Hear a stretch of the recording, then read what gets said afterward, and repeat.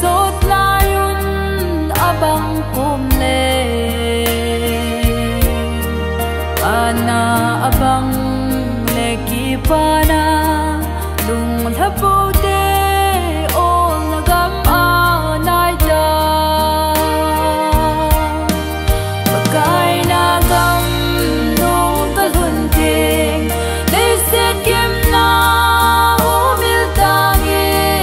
kanga nalnge todo namon o iti le kalung tadim kalan le na sai on gam no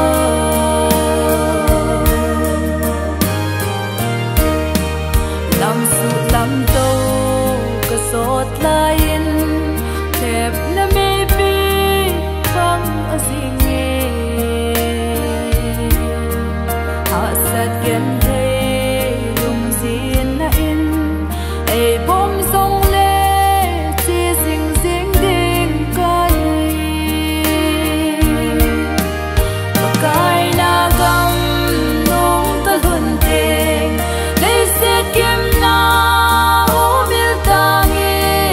kanga nalnge todo namon o iti le kalung tadim kalan le na sai on gam no